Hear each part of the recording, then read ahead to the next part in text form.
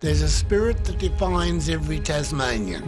Fight, gravel rash grit, devil-like determination. It's time to unleash this spirit on the great game.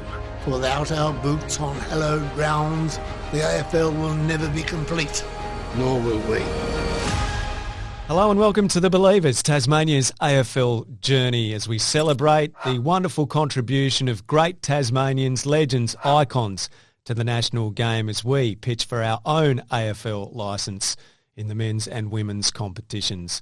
Well, you would have heard this voice many times before. It is an iconic voice in the Australian sporting landscape, a man who has delivered some of the greatest sporting moments through the wireless and into our lounge rooms via the television. Olympic Games, international cricket, AFL football grand finals, just to name a few of the great things he has commentated. Tim Lane was a hero of mine growing up, and I'm very privileged to be speaking to him now. G'day, Tim. Thanks, Al. Terrific to be with you. Well, you were the voice of my childhood, I have to say that. So I'm not quite sure where this conversation's going to go, but I have so many memories as a young kid with my brother in the garden, whatever we were doing, coming back from junior sport, listening to you on the radio. 50 years, I reckon it is now, since you called your first ever game of football. Is that right? That's a very good approximation, Al, because on the 6th of May this year, I will celebrate 50 years since my first broadcast, which was at a football match. It was at the Devonport Oval. It was in my gap year between failing uni and actually starting to develop a career in broadcasting. And it came about via a day in a pub, which was fairly stock standard in those days, and a chance meeting with a bloke named Elton Alexander, who called the football on 7AD in Devonport. And out of that, and after I didn't balk at it, but we'd had quite a few drinks when he made me the job offer, which wasn't anything for which I was going to be reimbursed, but it was a chance to give it a shot. And I'd been talking a very good game after about 6 or 8 pots, and the conversation continued for a while after that. And I woke up the next morning, and it was the first thought I had, apart from the pounding in my head. And then I thought, was it one of those good ideas at the time? And if I follow it up, as he had urged me to do, would I embarrass him? But I did follow it up. Only after bumping into him in a pub again. And he said, I didn't hear from you. And I said, well, I just wasn't sure. And he said, well, if you want to do it, turn up next Saturday, Devonport Oval, the derby, the Cross Mersey derby between Devonport and East. And I was there and called my first game, 6th of May, 1972. Wow. And so he had no concept of whether you could call football. He just obviously had gleaned something from the conversation that you had a really good understanding of the local game and were passionate about it, but he was prepared to throw you behind the mic without a trial or anything like that? Sounds a bit like the conversation we had, actually, but I was putting those things to him. Look, there's a backstory, and that was that as I was floundering through a third year at uni in Hobart, I lived in a residential college, and one day a senior guy in the college walked past the card table where between hands I was talking sport, and he just stopped and he said, I think everyone in the college knew I was floundering as a student. He said, have you ever thought about sports journalism as a career?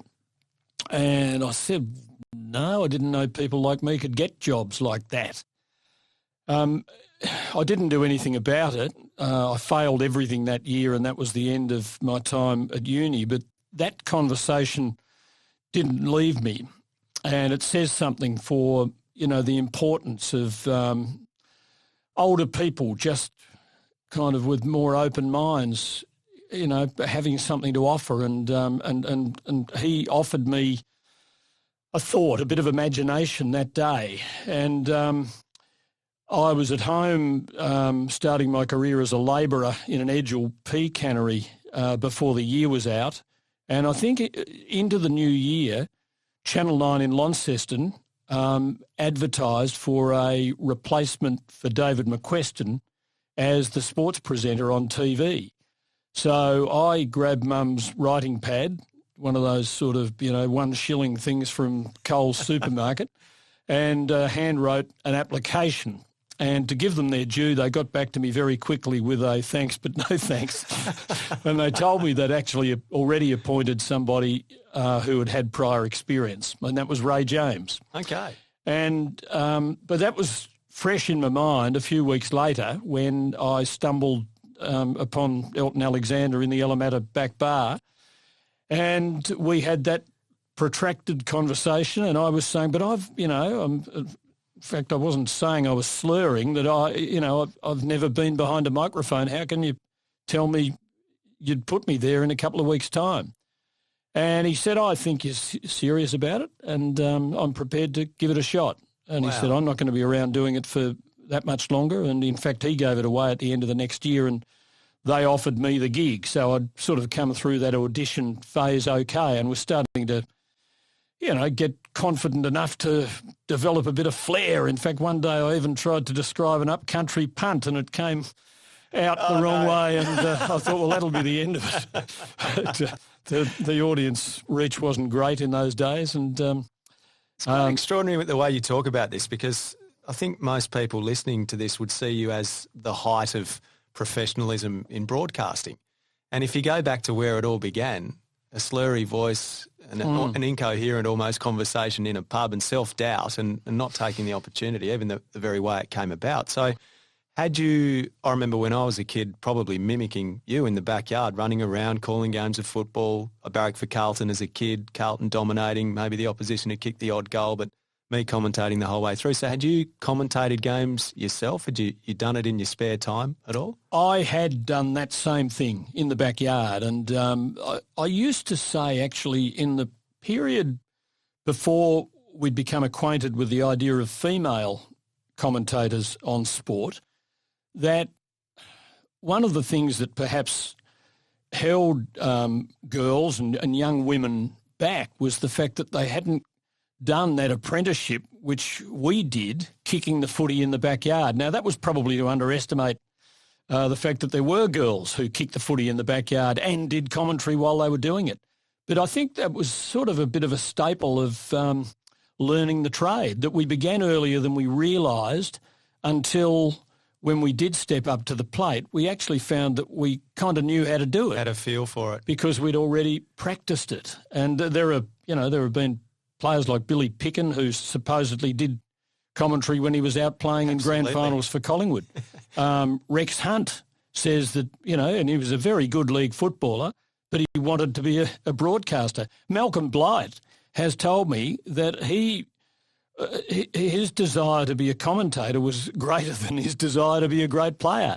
So, plenty have been down the same road, but you and I were lucky we weren't good enough as players to actually miss out on the fun of being broadcasters. So what do you think makes a good broadcaster, Tim? What are the fundamentals in your eyes of a good football caller? Look, I've been exposed to it all for so long that I don't pin it down too much, because I mentioned Rex, totally different from his own style. Yeah, and it was kind of way off the script that we'd imagined contained all the rules. And he was wildly successful. So who was anyone to say that he was doing it the wrong way and we were doing it the right way, or vice versa for that matter? There's more than one way to skin a cat. But, my way, I guess, was to I'd also grown up listening to the footy, and as a young Carlton supporter, living in Devonport through my secondary school years, and there are pieces to this. We'd left Launceston when I was 12, and that meant leaving my team, my beloved Blues, Launceston, and I could never quite replace it with Devonport when we went there. So Carlton took over as my first love, and so now I was more concerned about listening to the football on Saturdays, and sometimes at the ground with a tranny, but lots of times too at home listening to it. And so I guess in answer to your question, I would, in my mind, even if unconsciously, be going back to what I wanted as a very passionate supporter of a team. I wanted to know where it was and who had it, and if there was a score, which team had kicked it, and which individual as well. I still remember as a student hitchhiking a ride from Hobart to Launceston so I could hear the 1970 grand final. Well, this was the thing about Tassie, wasn't it? I experienced it too growing up in Penguin. You live close enough to Bass Strait on the northwest coast, you can pick up the 3LO signal. So we could listen. In those days, you'd have the local football broadcasts on the local ABC station, wouldn't you? But you could get 3LO from Melbourne, and that's why we would listen to you and Peter Booth and Crackers Keenan every weekend. We could access it. The further south you went, the more crackly the reception got. It was unreliable. Now, there was no telecast to Tassie of the 70 grand final, and I wanted a reliable radio signal, so I thumbed a ride to Launceston just to hear it on the radio. And the reason I mention it is that I was listening to 3LO's coverage because I found, to me, it was the clearest, probably a strong radio signal, but also a fairly simple, what some would say, dry style of commentary. But it gave me what I wanted. And yet in those thrilling seconds when Jesaulenko bombed home that left footer to kick the sealing goal, I was trying to work out which team had kicked it, and it was like this moment of dread because Collingwood had been in attack. McKenna had almost hung onto a mark, and Collingwood supporters still say he did.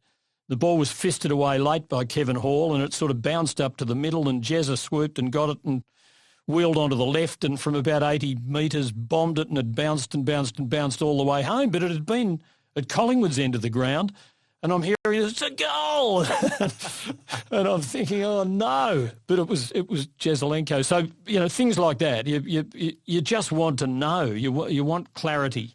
Yeah. But you also want excitement. Yeah. Growing up in northwest Tassie during that era and going to the local football, I'd imagine you would have seen some great players. Darryl Baldock you would have seen play live, wouldn't you, during that period? I did. I saw Baldock when we were still living in Launceston. We'd go to Devonport for our school holidays quite frequently, and there was a day, probably 57, something like that, when my big brother and I went over to the Devonport Oval, which was only a stone's throw from where our grandmother lived. And Devonport were playing East, and Devonport were torn apart by this chubby-looking centre-half forward who every time he went near the ball, the East Devonport supporters were out of their seats, and we thought they were yelling out Bulldog. And it was only when we got Monday morning's Advocate that we sort of looked up the scores, and my big brother said to me, oh, actually his name's Baldock. So that was our first glimpse of Darryl Baldock, and it went from there. I was at York Park in 59, the day the NTFA played the Union. The NTFA led by 5 goals, I think, at three-quarter time, and looked home for all money. And Baldock kicked 5 in the last quarter, and the match was drawn. They say he had 8 kicks that day and kicked 8 goals, and that he'd only had 3 at three-quarter time. And Hugh Boyd, his opponent at centre-half back for the North, had been best of field by a street. But such was Baldock's brilliance that he just turned the game in the last quarter. Still have images of that in my mind, kicking to the Invermaid Park Road end and bombing them home, playing at centre-half forward and kicking goals from 50 or 60 yards out in those days. Was the hedge there in those days? Or it was, yeah. I remember watching the 61 grand final, I reckon, sitting in the hedge when North Launceston beat Longford by a point. Yeah, amazing. And the imagery never leaves you from those moments, does it? We've asked you to bring in something special, something that is a connection you have to Tasmanian football, some piece of memorabilia or something along those lines. And what you've brought in, Tim, I'm so keen to take a look at it. What have you got there? Well, it's sadly it's only a photocopy and it's in black and white, but it's the Northern football record from Monday, June the 13th, 1960, which, as students of the game will know, is the day Tasmania beat Victoria at York Park. I say, unfortunately, it's a black and white copy because the original that day it was like nothing else I'd ever seen. The record was always in black and white, but that day it was in the Tasmanian colours. And it kind of had a glossy look about it, and it was just a thing of beauty through my 8-year-old eyes.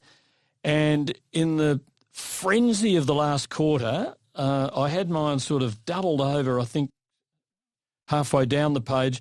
And when Tassie kicked a goal, like this is an 8-year-old kid, I slapped it across my hand and tore the front page asunder. No. Yeah, and I remember that night just being sort of still really excited about the game and the result, but a bit upset about the fact that this pristine, beautiful football record wasn't what it had been when the day had begun. And that feeling, I mean, I would imagine just the sense of pride being a Tasmanian and the island state having knocked off the very best from Victoria. And you were there as an 8-year-old and you saw that.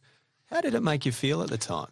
Oh, just beside myself with excitement. And it was it is one of the memories that has long caused me to feel so strongly about the concept of Tasmania having a team in the AFL, because I know what it can be like and what it could be like to have that happen and to have that sense of shoulder-to-shoulder togetherness as Tasmanians.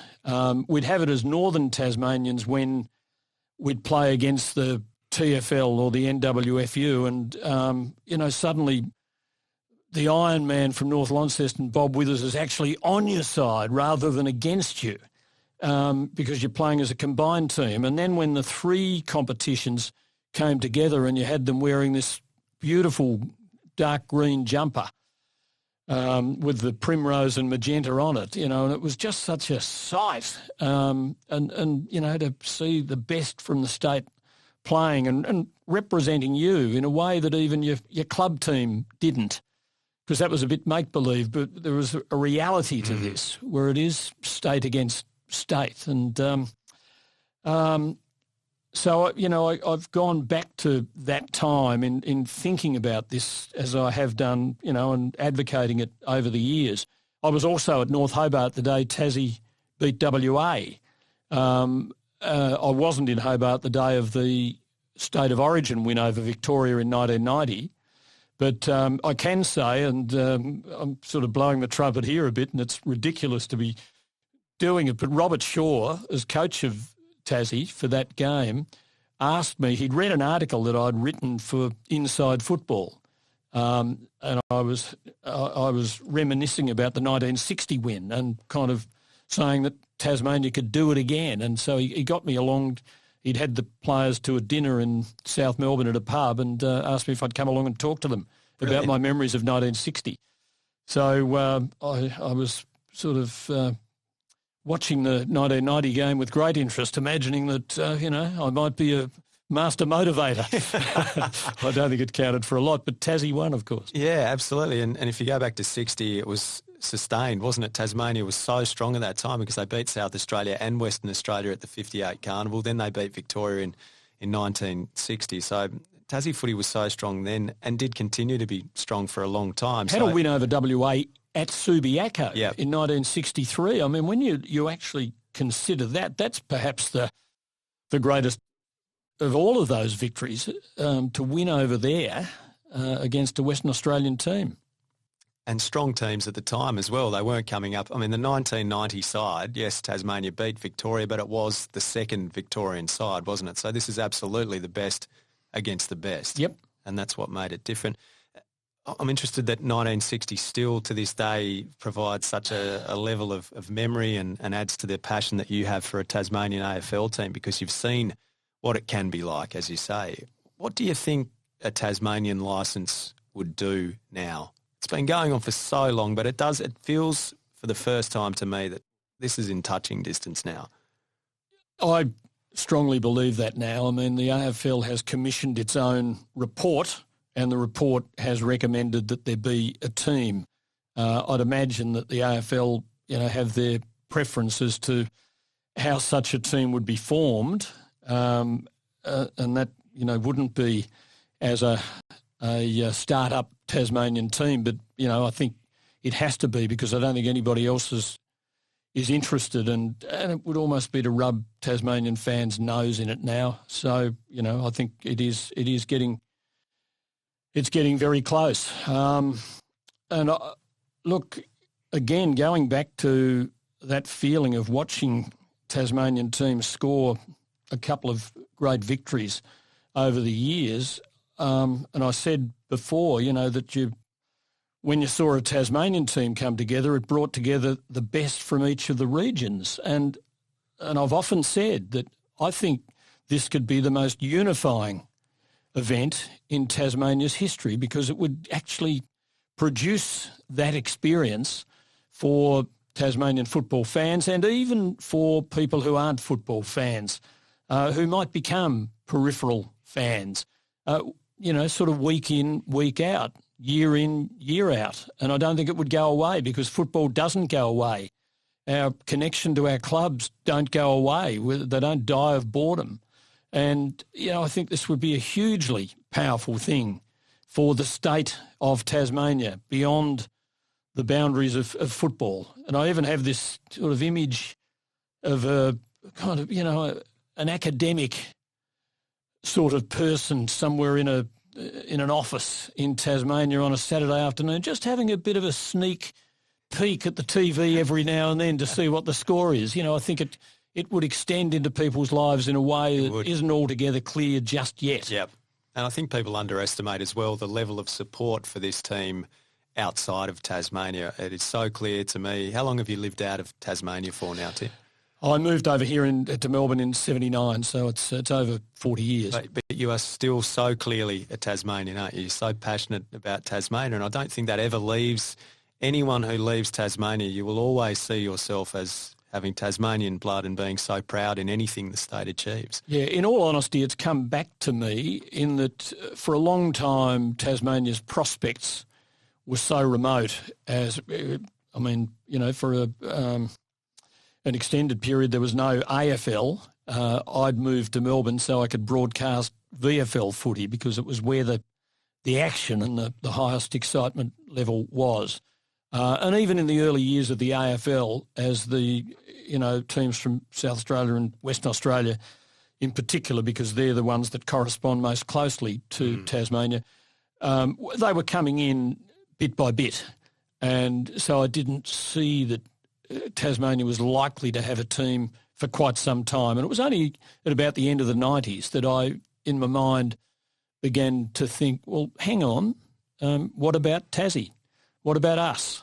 And the more I thought about it, the more strongly I felt about it, and the more I began to see an injustice in the lack of Tasmanian representation, and I became particularly inflamed at the fact that there seemed to be a resistance to it.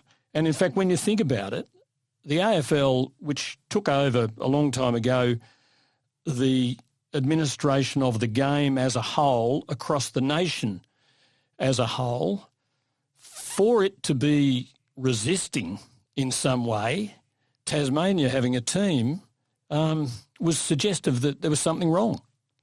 You were a bit of a lone voice, though, for a while, weren't you? You were such a strong advocate, but you didn't have too many vocal supporters, even amongst the playing cohort. The many great Tasmanian players were sometimes a little quiet on this topic. Did you find that frustrating?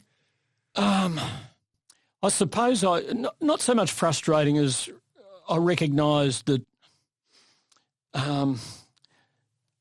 people needed to have their minds opened. I was frustrated at the fact that sometimes, the prospect of it was just written off by people. I was frustrated by Tasmanians who I felt, and I'm not talking so much here about players, but, I think there's always been a bit of a mentality of, look, let's face it, we're not big enough, we're not good enough, we can't do it, and who would just write off the prospect even before they'd really listened to the arguments. And I think there's still a little bit of that around. There is an element of defeatism about Tasmania and a small-mindedness, and it need not be there on this. So through those earlier years, and, at times I was probably caricatured a bit over this because I kept banging on, and the world doesn't like people who bang on. But on this, I was prepared I'm glad you did. I was prepared to do it. Yeah, it's one of those things you've nailed your colours to the mast on, and you're not going to be defeated upon it. And, the traction being gained now is so significant that I genuinely do feel it's going to happen. Let's discuss your move to Victoria then. So you went to the ABC in Hobart. You were there for how many years did you? Well, I started in Launceston. That's the year after my audition year on 7AD.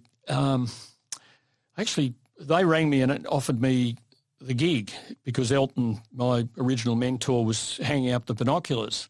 And that was a real dilemma for me. I really did want to move on and start looking for a life beyond the Edgell P cannery, and I didn't know whether that would mean resuming life as a student at some point, but I knew I still wasn't ready for that. And so I spoke to my boss and said, could I get a couple of days off? I explained why, and he said, yeah, by all means. And so I went to Hobart. And I went to the commercial radio and TV outlets, which, as you would know well, weren't many in number. No. And nothing doing, as Dennis Cometti might have said. And a woman, though, out at sort of Channel 6, 7HO on Augusta Road out there in Newtown, yep, I think, said, why don't you go and try the ABC? And I thought, oh, God, I had on a T-shirt and hair down to my shoulders, unshaven. And, I didn't imagine the ABC would be terribly interested. But anyway, I did. And I only knew of the TV building down on sort of Harrington Street or Sandy Bay Road opposite St David's Park. And I was with a mate who was driving me round. And he sort of parked and I went inside. And the commissionaire, as I discovered later on, he was titled, came over and said, can I help you, sir? God, I've never been addressed like this in my life. And anyway, I explained that I was looking for a job as a sports commentator, and he said, just sit down there for a moment, sir, and I'll go and ring our personnel boss. And he did, and he came back over to me. He said, Mr. Brian Lindsay will see you up in our Macquarie Street building in 10 minutes' time if you would care to go up there. So I did, and told him the story, and he got on the phone and rang Graham Story, the radio program director. The next thing I'm down sitting opposite him, I remember he crisp white shirt and tie, pulled out the packet of Rothmans from the breast pocket and offered them to me across the table, and I sort of reached over, thank you very much, how long's this been going on? These were different times, and I'm not advocating it, but I did an audition the next day, and within, they said they were going to get me to go to York Park to do a bit of commentary during the round one match in a couple of weeks' time, and after that they'd let me know how I fared. One of my regrets in terms of memorabilia that I haven't kept over the years was the telegram that came in the week after doing that audition on the air to tell me that audition satisfactory, please report to our Ann Street building in Launceston, I think at 4:30 on whatever day it was in the following week, and you'll be met by the regional manager, Fred Fry. So that's where it started. I had a year and a half in Launceston, and then the door opened to a full-time job in Hobart, and I spent, I think 5 years in Hobart with Don Kloss, who was the boss down there in those days, and then opportunity knocked in Melbourne. How did that opportunity come about? Dick Mason, the late Dick Mason in Melbourne, had split the department into a radio section and a TV section, which at the time was a sort of a forward-thinking move, and he needed one more person because he had Drew Morford in TV, he had Smokey Dawson, Peter Booth and Clark Hansen in radio, as well as Joe Brown, who called the races, soon to be succeeded by Greg Miles. But he needed one more TV commentator and presenter, and so he had a position advertised, and I landed that. I think he had me in mind because he knew that I was from an Aussie rural state, and I'd been in the system for a while, and I had been showing a certain crazy level of enthusiasm to get a job in Melbourne. I just want to wind back. So why were you such a poor student, Tim? I mean, you focus on sport and your commitment to do it. It's so obvious how professionally you approached it, and it was your passion. Why weren't you a good student, though? Were you bored in what you were doing at school, or university social life was far more important to you? Yeah, look, it's a good question, and one that I still ask myself. I was studying science. I'd been good with numbers. And in fact, I learnt my facility with numbers, I think, to a certain extent from being able to compute football scores. Yep. Very good at my 6-time tables and a little bit of addition, 6, 11, 36 plus 11, 47. And that helped me with chemistry, physics, not quite as mathematical in the physics I did, so I wasn't so strong there. But look, it's difficult. I just didn't have the maturity. I think my mind hadn't developed to the point where I could sort of understand the relevance of the scientific world. And I think unless you start thinking about all of that, you're not quite ready to do it in a meaningful way. And leaving home at 17 to go and live in a college where we were given our meals and everything and given clean bedding every week and that sort of thing. But having to otherwise fend for myself, I had no idea. And so, I was a shambles. And it wasn't long before I was sleeping in and missing lectures, falling way behind. And the subject matter was that much more theoretical, so that if you weren't fair dinkum about it, you had no hope. Yep. And that was me. Yep. I can absolutely relate to some of what you're saying there in my own experiences. But what did you study? I did journalism, but luckily, I didn't know what I wanted to do. It was the first year it was ever offered at the University of Tasmania, and I sort of fell into it, but equally very not mature enough. You're obviously very bright. I don't think I was a stupid kid. I just probably didn't have someone that tapped into me. And so my results through high school, college, that kind of thing were very poor. I wanted to be outside kicking the football. I was far more interested in playing sport and socialising and doing those things, and that extended into uni. So a little bit similar to your experience. And then when you find something that you're really interested in and really passionate about, and you can start to see that there's a pathway into maybe doing that as a career, then I think you start to mature pretty quickly and you want to take that opportunity that's in front of you. Yes. I was lucky in the sense that the world kind of hadn't, certainly the Tasmanian corner of the world hadn't opened up to the point where people recognised that, there were jobs like this. And hence, as I said earlier, when the mentor at uni said to me, have you thought about sports journalism? I hadn't. And yet it was so logical. And I think it feels so far away when you grow up in a small town on the northwest coast of Tasmania. You hear it, but it feels distant. So you're connecting with the game, but from a long, long way away. Yep. And you never for a second, as much as you'd love to do it, think that there would actually be an avenue into doing that as a job. That's for the absolute privilege to do that kind of thing. You can't imagine that you could be that, important. It was probably the word as a kid that you associated with those people with the voices that you were hearing. These were big shots.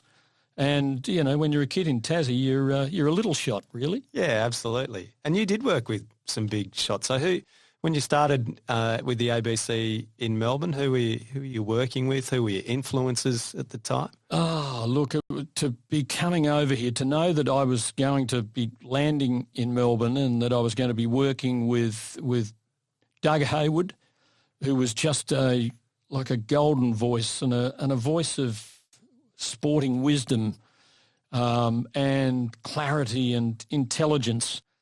Dick Mason was going to be my boss. Jeff Leake was calling on the ABC, great Essendon ruckman.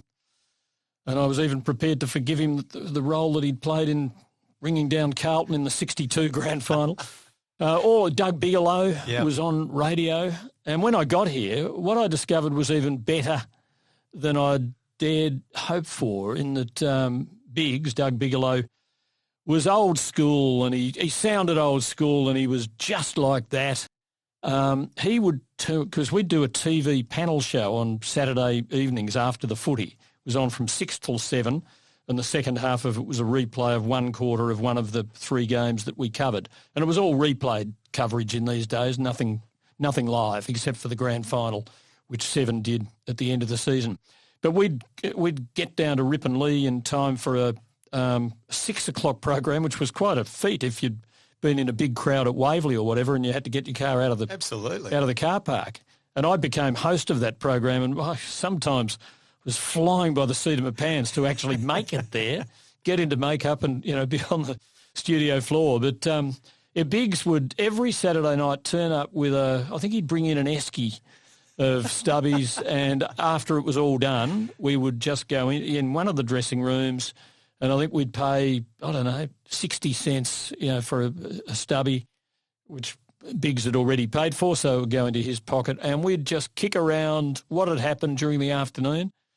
And because 6 games being played in Melbourne, it was just a wonderful football world. And this is people of that time still, they get misty-eyed, and I understand why. All the games being played at those tribal suburban grounds, it was very special. I mean, it's bigger now. It's it has its own quality, but back then it had something else, and it was a very powerful thing. And to be a part of it when I arrived was my good fortune. It was just a great experience. Absolutely. How long are you in Melbourne before Sam arrives on the scene? And naturally you're so proud of Sam and everything she's achieved in the media as well. Yeah, well, Sam actually arrived a few weeks before we left Tassie. Right. So she was born in Tasmania, and by the time she and her mum... her too, absolutely. Yeah.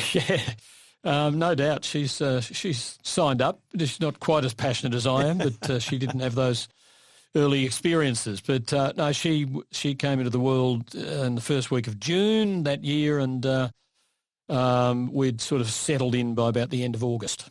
What was that like? Because the thing I've enjoyed or found helps from a family perspective in the modern broadcasting era is that so often you can have part of the day with the family. You might get to junior football in the morning and go and call a game of football at night. But for you, it was all day, all weekend. You're out of the equation with football, aren't you? Yes. The sports. There wasn't the Sunday footy when I started.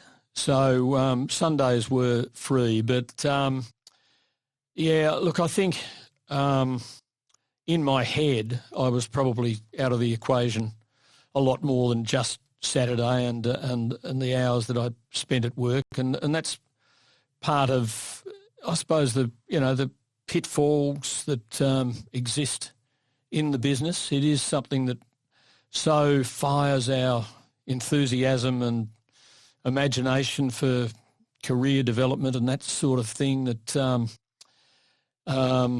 we might be as good as we ought to be at some of the other stuff. And, I think I could probably put myself in that category, plead guilty on that.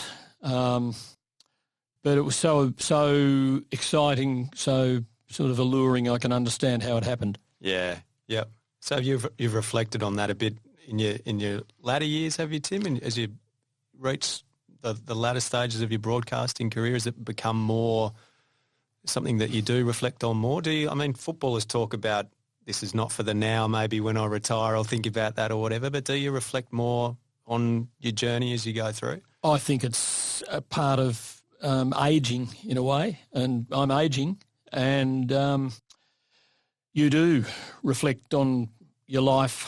In fact, well, a lot of people do. Some would say they don't. And, the no regrets theory is something that some people articulate. I'm not like that. And in some ways I wish I was. But, I made mistakes along the way. And there are things I wish I'd done better. And I'm not talking about, in a working life here. I made mistakes at that as well. But in some ways they're less important. It's the human dimension to things that I am referring to. I won't go too far with all that. But, sure. It's, I suppose it's part of being a human being, and we've all got things that we wish we had done better. Did you get a sense that Sam might follow you into the same sort of career path? Not for a long, long time. As she began to get to the end of her school years, and she was contemplating going to university, she began to think about what she might do, and journalism actually rose to the top of the list, and then it became sports journalism.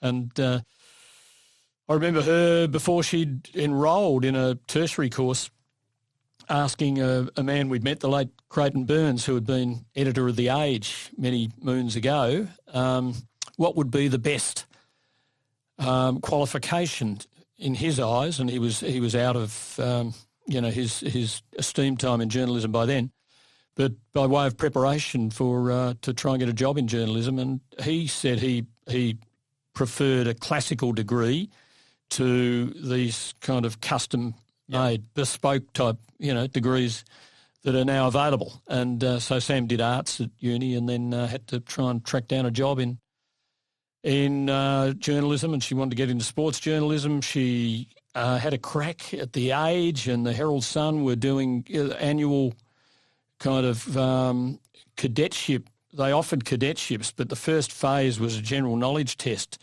I remember it. Right, and Sam hadn't got through it. She'd tried a couple of times at The Age and once at the Herald Sun, I think, hadn't made it to square one, and was feeling really downhearted, and she got talky. She was doing a bit of work for a website, and so she was starting to meet a few journos and spoke to someone from The Age sports section, and a meeting was arranged with the guy who at that stage was the editor of the Sunday Age, and because they were advertising a job, and she was really interested in that, but he said, look, we can't give you the job because you just haven't had any experience of writing double-page features and that sort of thing.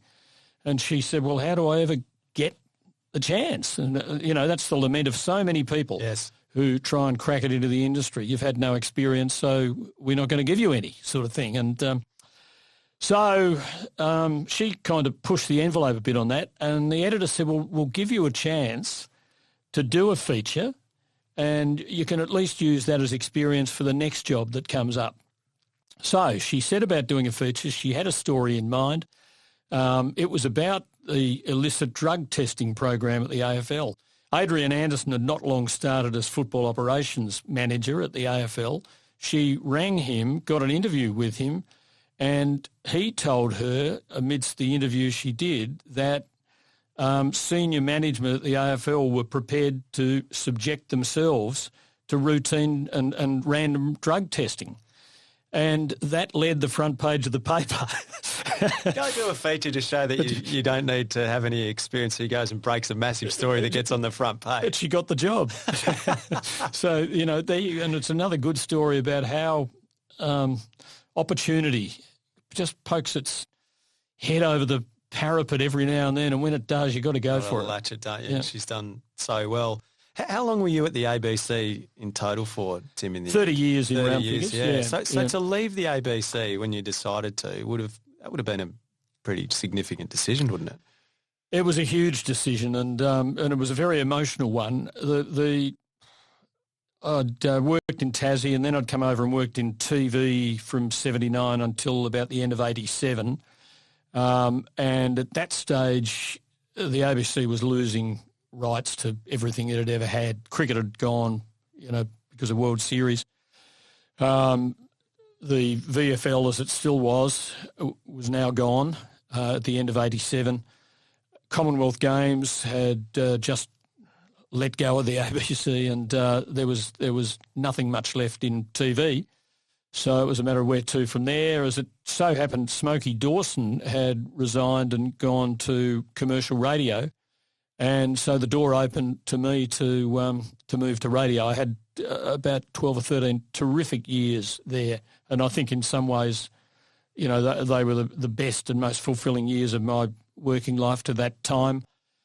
And then I'd actually, after many years of being single and bringing up Sam, had now met a woman, and for one reason and another, I felt the need to rethink things because I was going to be working every, 2 days on every weekend, and she was still working and still had kids who were dependents. She was widowed. And so, and then in summer I was going to be doing a lot of travelling. So it wasn't going to be a very satisfactory union. So an opportunity had come up at 10 with the kind of devolution of the TV rights at that time. And so I'd grabbed that and took the chance to start a new working life. And then where did 9 fit in? You were very close to going to Channel 9 until the... That came before 10. Yep. And I was still at the ABC, and I had no intention of leaving the ABC at that time. A lot had changed because I met Marie in the period shortly after that. And this was at the heart of the negotiation with Nine, that I still felt my first responsibility was to the ABC. And I felt that given the inevitable controversy that would surround Eddie calling his own team's games, that as the ABC's shop window, which I was at that time, the one who led discussions on all the controversial issues in the game, and that would have been one, that I could not have been a credible voice on the issue were I to be doing that job with Eddie. And so within the negotiation, I raised this issue through an agent who I had representing me at that time.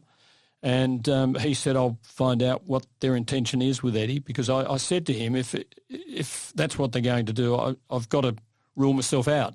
He came back and said, well, no, he won't be doing those games. And so I said, well, in that case, I can proceed, and I did. And so when did you find out that he actually would be calling Collingwood games? Oh, look, in the lead up to the start of the season, in fact, even a little bit earlier, probably late the previous year, maybe just before Christmas, I'd heard one or two things, and I can't even remember what they were, that made me a little uneasy. Nine were having a launch of their return to football. They'd done footy sort of in the 60s and early 70s. In mid-February, I think it was, and they were having a big gala night in their studio in Richmond in those days. And I'd actually said to Isaac Appel, who was representing me, I'm concerned about this. And he said, I'll check it out. And he came back, he said, there's nothing to be concerned about. On the night, Ian Johnson, who was the acting CEO at that time, got up and welcomed everybody and said, now to MC the night, I want you to welcome the man who will be the face of Channel 9 football, who will be broadcasting games every weekend, all games, including Collingwood games, Eddie Maguire. Shortly afterwards, along with the rest of the football commentary team, I was introduced to the stage. Mike Sheehan wrote after the story broke a few weeks later that I was walking away from it, that I'd walked onto the stage looking as though I didn't belong there. And as I told him later, I felt as though I didn't belong there in that moment because of what I'd just heard. And I remember walking down from the stage after all the formalities were done, and Isaac immediately appeared in the path and said, we have a problem. And so we did, and so it unfolded. Yeah, unbelievable. So it was a stressful time. Yeah. It wasn't pleasant. Was it a quick transition to 10 then, to have that next option? No, that was the next season. Yep. So I was, having done a couple of pre-season games with Nine, I was now out, and it was, I reckon, at the end of that season, that David Barham, who was executive producer at 10, got in touch with me, and initially I said no, and then things just began to crystallise in my mind, and I revisited it, and signed on with 10. I can't take up too much of your time, as much as I'd love to pepper you with questions all day, Tim, but a couple of key things that you called, obviously, the 99 World Cup, amazing, the semi-final, Australia-South Africa, you were behind the microphone for that. Kathy Freeman, though, at the 2000 Olympic Games, so much pressure on Kathy to perform at the home games, the weight of a nation on her shoulders, but I would imagine as the broadcaster of that race as well, the level of pressure and stress on you to nail that call would have been immense, wouldn't it? Well, a question articulated by one who knows that kind of thing, and it does exist, yeah. There are these rare moments that just stand out, and that was an event that, I do recall months out actually thinking about it and thinking, in that moment there'll be 50 seconds and I've got to get this right. So it is there. But I guess that's where experience comes in, and you know that, and you know that you sort of click into an automatic pilot in the moment. And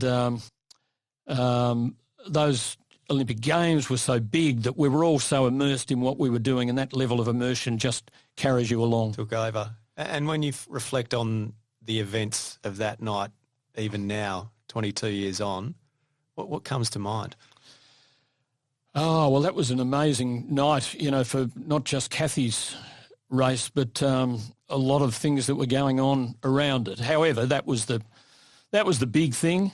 The thing that probably occurs to me always is that I'd kind of thought of a line. I don't think that phenomenon of commentators having something, you know, written planned down, for the end. Yeah.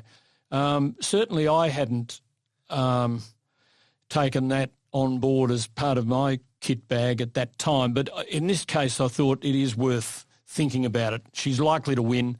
I want to be ready for that moment. But what I hadn't thought about was the start. And I was chatting, we were on the air for 20 minutes. It was a rare thing because of the nature of that event. Normally the crosses for track and field, even finals, would be like a minute before the gun. But in this case, I was working with Peter Hadfield, former champion decathlete, and we just banged on for, you know, sort of 20 minutes before that point. And it was when the gun went off and I sort of realised that I hadn't actually thought about how I'll start the race. And in my mind were the words that I had used accidentally in the very first big track and field event I'd done for the ABC when the gun went off for that. And it was Raylene Boyle in her swan song individual event in Brisbane at the Commonwealth Games in 1982. And I was about to sort of use exactly the same words, and it was like I had this flash that I can't do that again. It's amazing the way your mind checks yourself. I had to change it. On the fly. Yeah.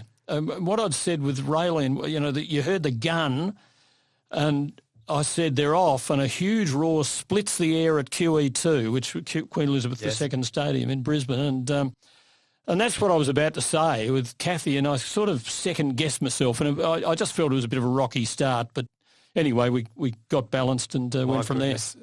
I've listened to that call many times, got it out of the ABC archives, and it is absolutely spine-tingling to listen to you call that race. As we wrap things up, Tim, I've just got 10 quick Tasmanian-orientated football questions for you, and we need quick answers on these. So they're not hard questions, but they're related to Tasmanian football to get your views on a few things. So who's the greatest Tasmanian footballer in your eyes? It is so hard. I'll go Baldock. Okay, Baldock. What would be your preferred name of the Tasmanian team in the AFL?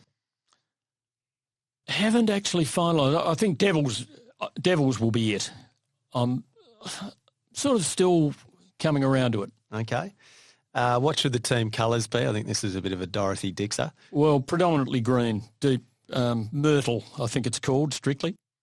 Okay. Who should be the club's inaugural coach?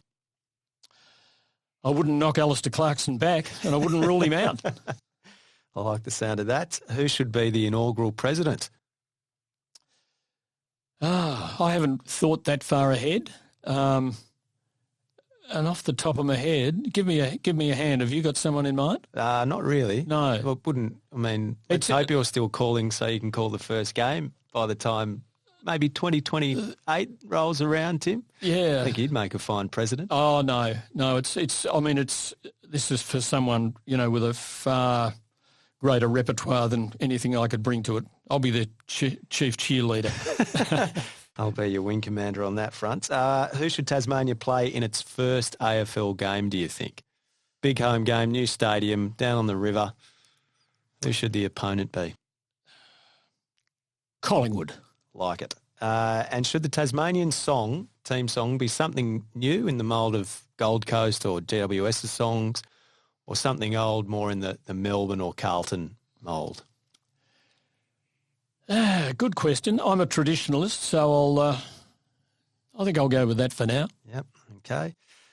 If Tasmania was to get free rein on one current player in the AFL, could pick anyone across the board, who should be the selection for Tasmania? I suppose it depends how many years it takes to get the Tasmanian team. That's true. Because Dusty Martin will be getting on a bit, you would think. If the team was coming in the next couple of years, say. Yeah. I wouldn't mind Christian Petrarca. Yeah, good get.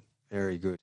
Where would you recommend a tourist to Tasmania visit? Where must they go? Where should they see? Oh, the East Coast. My favourite little spot has been Along Bay. Beautiful. And more specifically down the Gardens Road, Yep. which is kind of at about the end of the southern end of the Bay of Fires walk. Fantastic. And the siren sounded. Tasmania is trailing by 5 points. If you could have the pick of any Tasmanian player, past or present, who's taking the shot after the siren to win the game? How far out is he? Oh, good question. Good clarifying question. Let's say 45 metres out. Yeah, because I had 45-degree angle. I was going to give you an outrageous answer.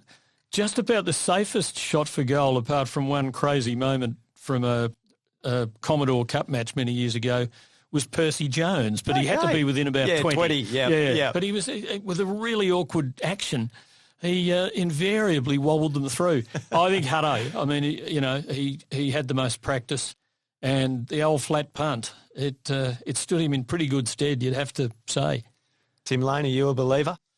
I am a believer, and I'm really coming to believe. I've always believed in the concept. I didn't know whether it was going to happen, but I am really starting to believe it, Al. It's been a pleasure having you as my guest today. Thank you. Thanks for having me.